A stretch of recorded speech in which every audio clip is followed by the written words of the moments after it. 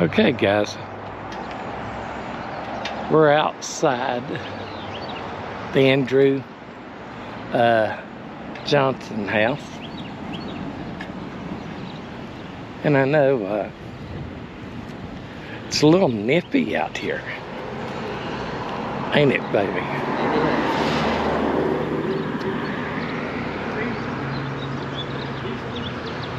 And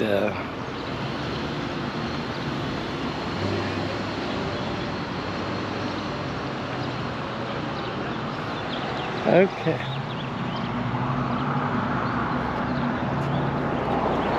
He was an IBM man, and he put in for a job in Nashville and moved to Franklin so that she could go to Vanderbilt. And while he was there, he bought the wood stove and operated it. He probably bought it from the Laniers, I guess. He did buy it from the Laniers. Yeah. He bought it from the Laniers, and then they had owned it for many, many moons. Oh, yeah. And when we were kids. he operated it after them, and his wife passed away, and he sold out in Franklin, sold the wood stock, and he moved to Georgia. Andrew Johnson, 17th President of the United States house here in Greenville, Tennessee. So we're going to take a tour, guys, whenever it starts. So You'll see a little desk with 4 cabriole legs on it. That little desk is the desk that came from the White House. Andrew Johnson Patterson, his grandson, took his studies on that desk at the White House. So this was Johnson's bedroom? excuse me. This was Johnson's bedroom. I think that he wanted it because people could come in that door and pay their rent or do their business and then get out without, as my grandmother would say, traipsing through my house. You know, not something you'd want done. And so was he living here when he died? He was. He lived here in 1875 when he died. He came back in 1869 and lived the rest of his life in Greenville at that time. So did he die in this room?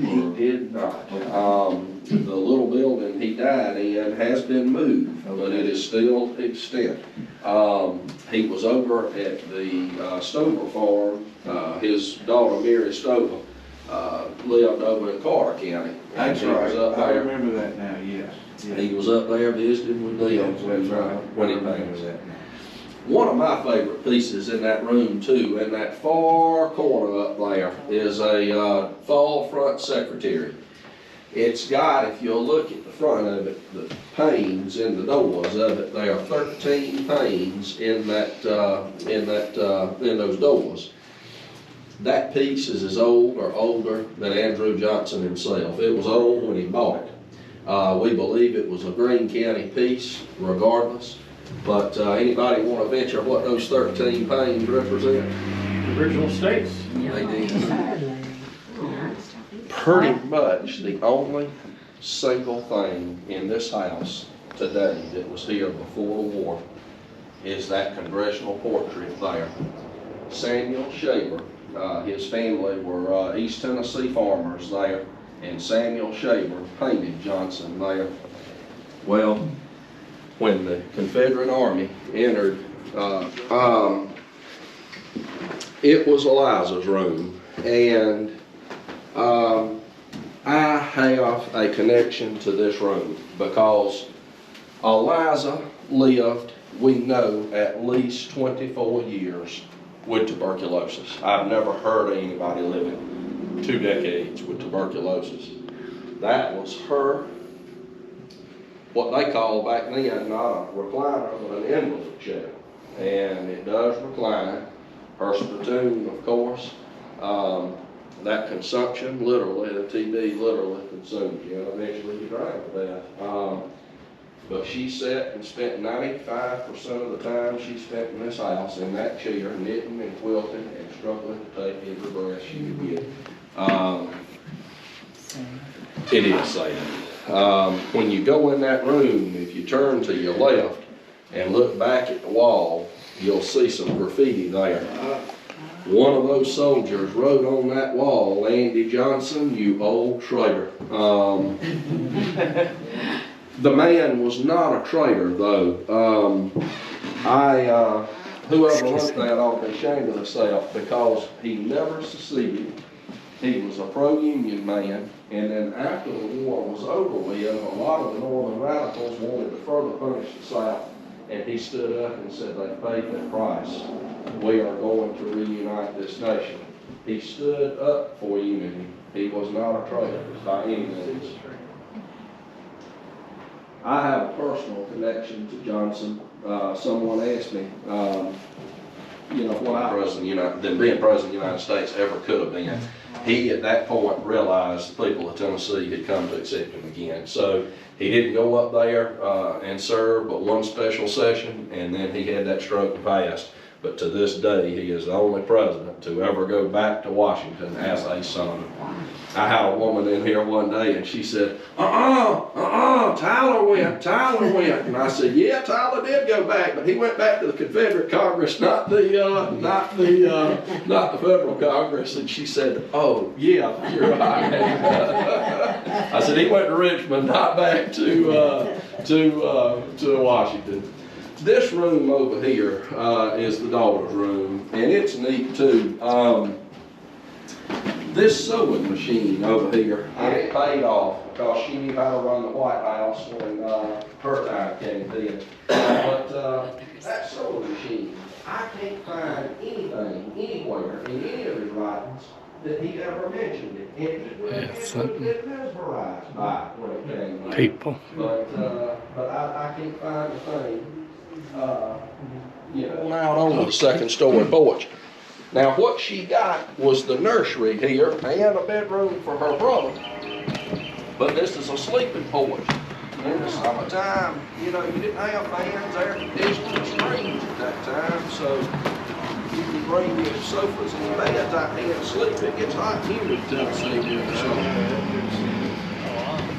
To be honest with you, I was a bit shocked because growing up in Georgia, it was hot and humid down there, but you hardly ever saw snow. Well, up here it snows all the time, but it gets just as hot and just as humid in the summertime up here, so kind of a shock. This room here is special to me because when I think of Johnson, I think of a child sitting crisscross applesauce on a tailoring bench sewing clothes together. That is not what he wanted for his grandchildren. Matter of fact, it's not what he wanted for the children of the United States. When he had his 60th birthday, that was his last one there at the White House, he invited over 300 young'uns to come to that party and enjoy it and have cake, and they all came and celebrated with him there at the White House. So I think he saw him as the future of the nation. Mm-hmm. And this was the grandchildren's special place. Christening gown for one of them? Is that the...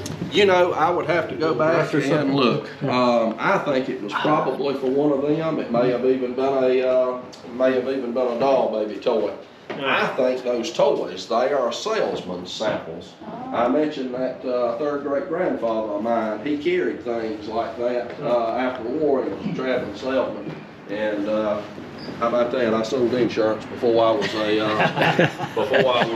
ranger. But anyway, they were salesmen. I think they're salesmen samples. But the younger played more. I love it. Well, I had this little boy in here one day, and he said, those are blocks. Kids don't play with wooden blocks anymore. And I said, well, what do you do? And he said, I play video games. And I said, well, what's one of your favorite games? And he started naming off several, and then he said one called Minecraft. Mm-hmm. And Charles were best friends. And when Robert found out about his older brother's death, he did drink before that, but he really turned to the bottle, and it got so bad, eventually General Rosecrans asked him to resign his commission, and he did. The president tried to bring him in close and use him as his personal secretary to keep him off of liquor. This boy spent time in a sanitarium trying to get off of liquor. But he also wrote in a journal, and we think maybe we know what was wrong with him today. He started talking about what he had seen and what he had heard, and how he felt. And he even mentions there's something wrong with me, but I don't know what it is, but something is not right. I'm going to call this the war melancholy, he called it. We now know today it's known as, it's a letter. PTSD. You got it, PTSD. This boy, there wasn't any counseling, there wasn't any medication. He was drinking to self-medicate. We also think he may have been suffering early onset of tuberculosis, like his mother started taking laudanum, and a little over a month after they returned to Greenville, Robert came up and found Robert, he had overdosed and died from laudanum poisoning in this room. Never used it for anything but storage after that, but this is the space.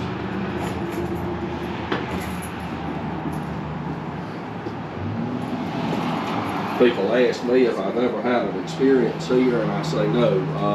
I worked on another property that I worked with 10 people, and I'd worked there longer than all of them but one, and every one of them had some kind of an experience in that house. And I had this woman come in from California one day that had the ability to see and feel and hear things, and she said, well, Bud, there are two types of folks in this world. There's sensitives and insensitives, and you, sir, are an insensitive. I felt about that big when she got done with me. But I've not had any experience here, and but if you were going to, this place being an ex-military hospital, I would think you would here if you weren't sensitive. That little picture there, is that him? It is, yes ma'am. So there's no offspring none of the kids have children, all of The boy, yeah. I got a hunch on one, and I'm gonna go on and tell you about it now, even though it's later on in the house. I think I'll tell you now.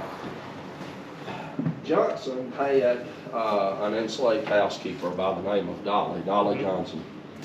And Dolly had a son named Will that was extremely close to President Johnson. Will slept in his room quite often. Will went to the White House as the official shoe shine of the White House. these other rooms. They did. They did. But it wasn't all bad, and you'll see why here in a couple of minutes. Look at this. Ain't that cool? So by now on this tour, many people would have asked. When I saw that furniture in there, first time I ever saw it, I told my co-workers, I said, Andrew Jr., I called him Frank. Frank didn't have blue furniture. I said, somebody come along years later and painted that. I said, I bet you up underneath that paint there is probably some cherry or some walnut, or might even be some plain mahogany vanilla, you know. So I got to researching that stuff, and I was wrong, and I'm glad I was wrong, because it makes the tour better. Underneath that blue paint is basswood. Y'all ever owned anything out of basswood?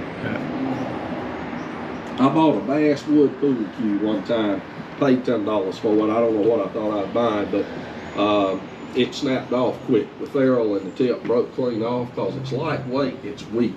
It's got an ugly grain, but it's easy to work, and it takes paint really well.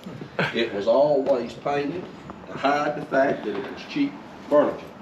If there had been an IKEA in 1851, we would have bought this set there at the IKEA. But when you think about it, he was conservative. And what's a young man gonna do with furniture? He's gonna kick on it, beat on it, and jump on it, and everything else. And that's what he did. He gave that boy that cheap furniture. This is Dolly's quarters, or was Dolly's quarters. Watch your head going in too. It is low. Before the war, this is where she and her 3 children lived. After the war, it did become the what we call the new kitchen. Not new by today's standards, but by theirs it was. People ask me, say, where'd Dolly sleep? I said, well, there's not room in there for 4 beds. So she and those children probably rolled out a pallet and went to bed at night, rolled it. But I was telling you, there's also like some butterflies and mazes that you don't have to have answered here for. Also, I was telling you, you can take it with you and send it back if you make it a time punch, or there's anything online at the website. Okay. Not that I'm gonna look. Yeah. In terms of the stamps for the book, is it anyone that you? Just do the scan. Okay. Anything at all. Okay, gotcha. And this is our historical society. those are no longer in existence. Okay. So the tax stamp becomes a serviceable if they're out. No longer will do that. Yeah, oh, okay, so you're the collectors? Yes. Alright.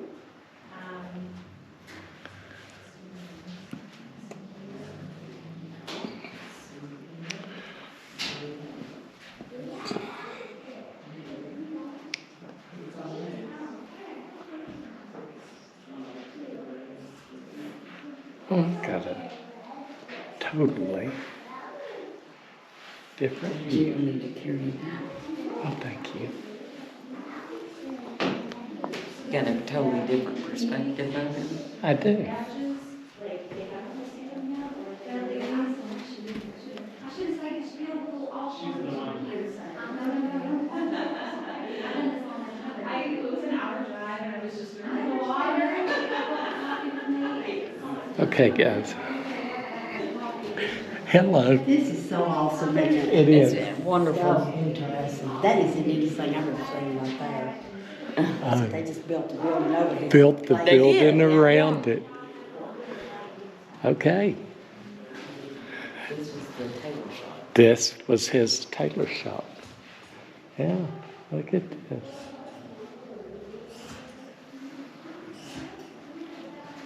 It's amazing, isn't it? It is.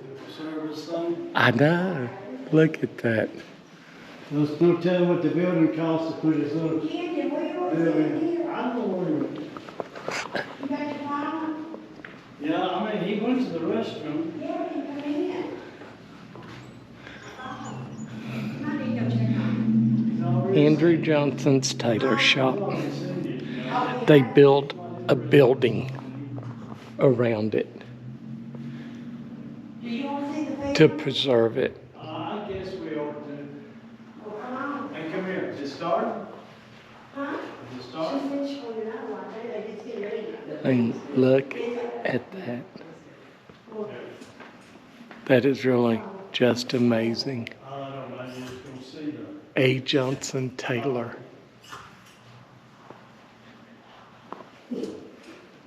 One, two, hold your hand. Okay, there you go. Yeah.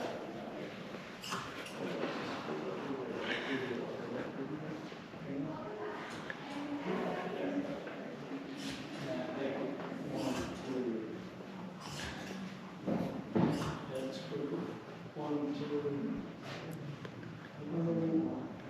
Wedding coat made by Andrew Johnson. Ain't that cool? This is the one you rolled off. Get in between us there.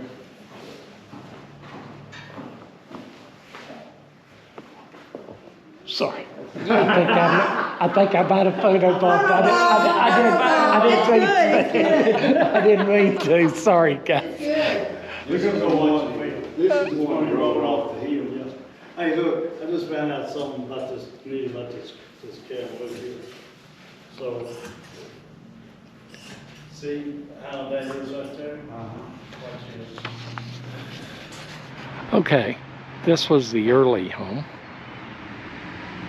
before he moved over to the big house. And Andrew Johnson was a very interesting guy. So let's go on in. And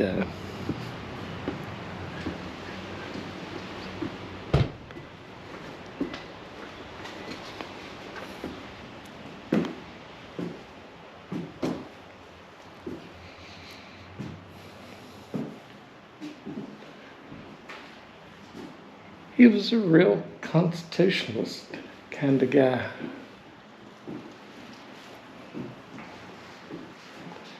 And it's hard to do these justice by coming through. There's a cheap red cloud, I think, up there. It is. There's Burnside Bridge. That's at Gettysburg if you guys ever get a chance.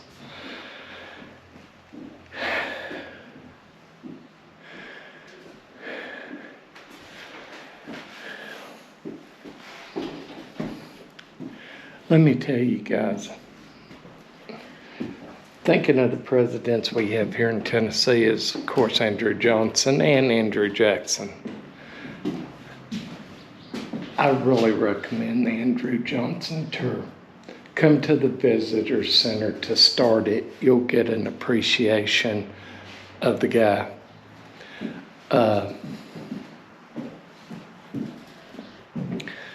Very, very good. You go through the whole buildings. The Hermitage is really embarrassing. I think it fit my opinion. But the Andrew Johnson is well worth the visit. And this was the early house before they Before moved. he was president. Yes. Before he moved to the big house. Okay, guys, here we go. We're going into Andrew Johnson's National Cemetery Park. So, and I don't know if you can see up on top of the hill, that big old monument is his headstone. So,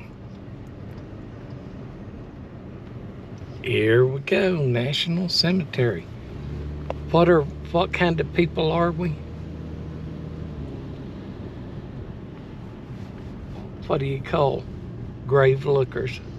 Taphophiles. Taphophilias. We are taphophiliacs. There you go, philiacs. So we're headed up the big hill, because you can see all of them down that mountain there. The graves all around, but we'll come back up here. It's just short. It's all around this mountain. So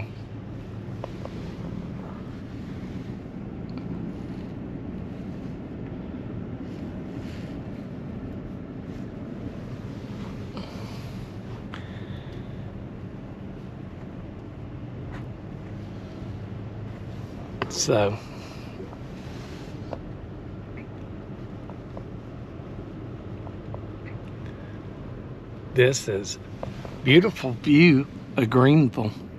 Greenville's a pretty town. So we'll come back at the grave. Okay, guys. Here we are. Andrew Johnson's grave, 17th President of the United States.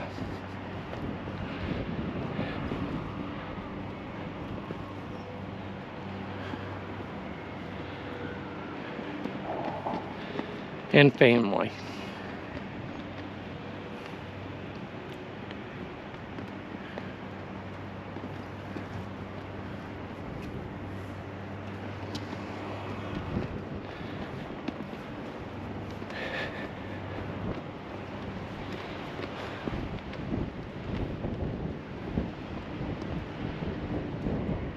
Robert Johnson, Charles Johnson.